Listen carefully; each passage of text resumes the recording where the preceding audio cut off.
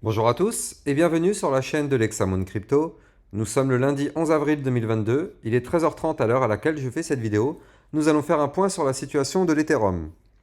Si vous n'êtes pas encore abonné à ma chaîne YouTube, abonnez-vous et activez la petite cloche sur le côté, ça vous permettra de recevoir régulièrement des vidéos concernant l'Ethereum, mais aussi concernant le Bitcoin qui, je le rappelle, entraîne à la hausse comme à la baisse tout le reste du marché, des crypto-pépites, c'est-à-dire des cryptos à fort caractère explosif pour les prochaines heures et les prochains jours, ainsi que des vidéos formations gratuites pour tous ceux qui veulent apprendre les bases du trading.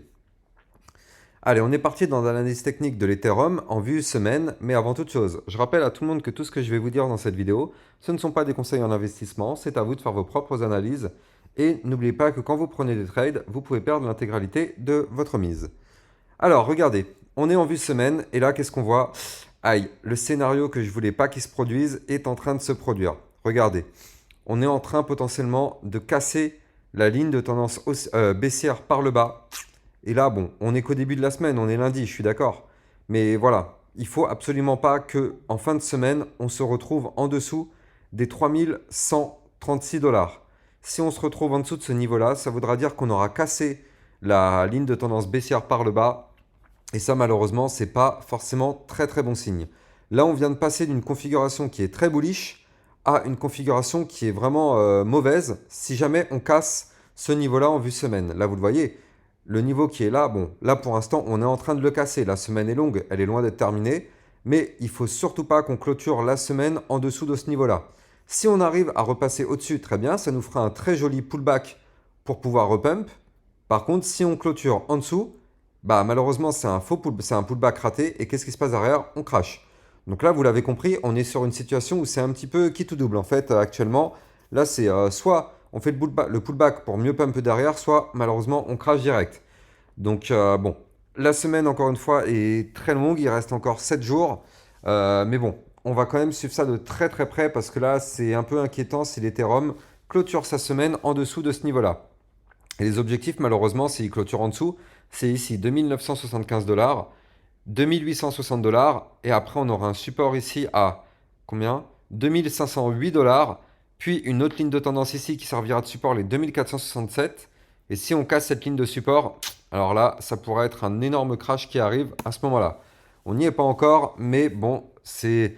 Voilà, il faut vraiment espérer qu'on clôture la semaine au-dessus de cette ligne de tendance. Quoi qu'il arrive, il faut impérativement garder ce niveau-là. Allez, on va se mettre en vue jour pour essayer de voir qu'est-ce qui pourrait se passer dans les prochains jours. Alors, bah là, vous l'avez compris, hein, en vue jour, forcément, on n'est pas non plus sur une bonne configuration. Pourquoi je vous dis ça?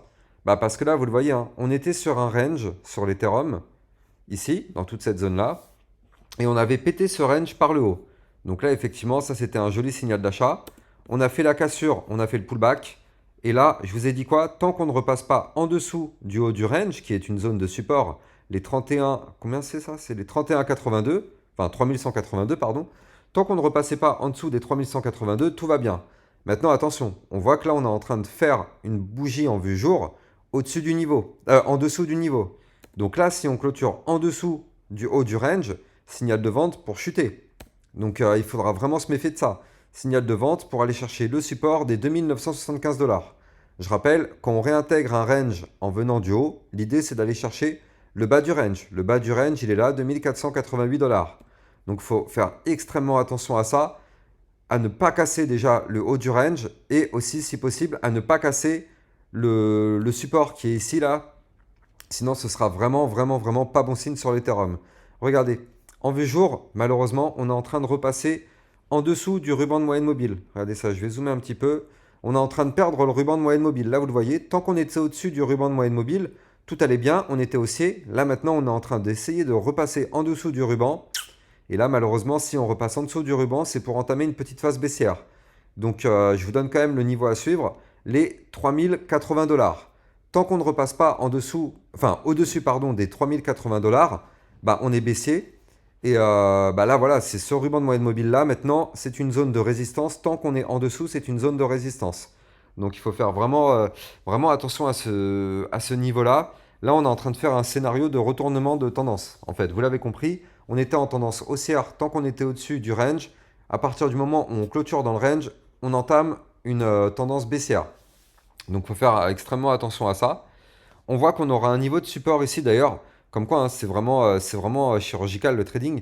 Mais regardez, ici on a un support que je vous ai donné tout à l'heure, les 2975. Et en réalité, ce support, il correspond à la borne basse des bandes de Bollinger. Là, vous le voyez ici. Ce que je vais vous faire clignoter là actuellement, là, attendez. Elles sont les bandes de Bollinger, voilà. Ça c'est les bandes de Bollinger. Il faut savoir que la borne basse, c'est une zone de support. La borne haute, c'est une zone de résistance. Donc c'est ce que je vous dis. Là, quand on va venir, si on arrive chercher ce niveau-là ici, ce sera un fort niveau de support qu'il ne faudra surtout, quoi qu'il arrive, ne pas break. Déjà que si on perd le haut du range, ça sent pas bon. Mais alors si en plus de ça, on perd ce niveau-là, ça sentira vraiment, vraiment, vraiment pas bon. Donc on croise les doigts pour qu'on arrive à le garder. On va se mettre maintenant en vue 4 heures pour essayer d'y voir un peu plus clair et voir vraiment qu'est-ce qui pourrait se produire aujourd'hui. Ouais, bah, même en vue 4 heures, c'est quand même bien bien moche. Alors avant de rentrer dans le détail de la vue 4 heures, je rappelle à tout le monde que j'ai un Twitter sur lequel je vous diffuse toutes mes alertes en temps réel. Regardez, je vous diffuse pas mal d'alertes à chaque fois sur des cryptos qui risquent d'exploser à tout moment. Donc n'hésitez pas à venir me suivre sur mon Twitter. Ça vous permettra aussi d'être alerté à chaque fois que je démarre un live sur Twitch. Je rappelle que je fais des lives quasiment tous les soirs. N'hésitez pas de venir me rejoindre, ça vous permettra d'apprendre les bases du trading, ça vous permettra de faire des profits. Regardez ici, c'est les vidéos des temps forts sur les profits qu'on avait fait.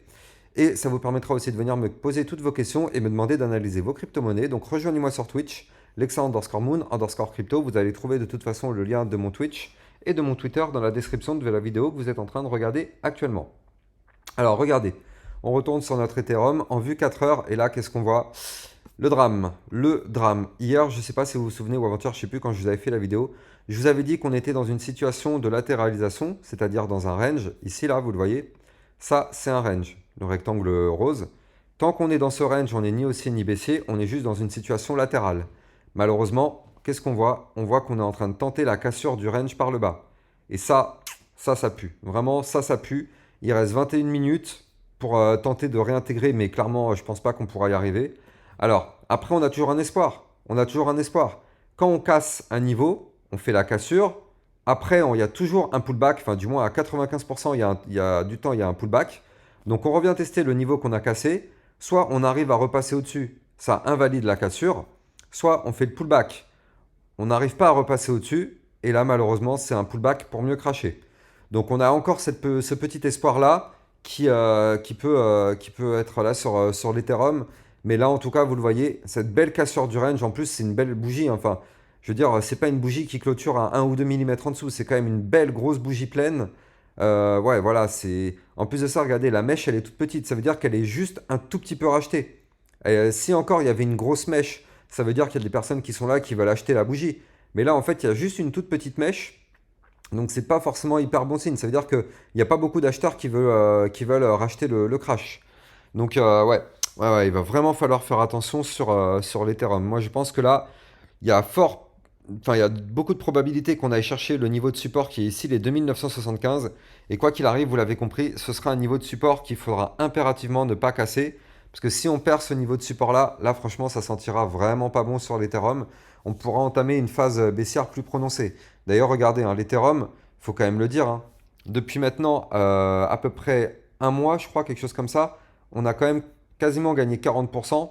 Fallait pas croire que ça allait monter sans s'arrêter. Voilà, on a gagné 41%.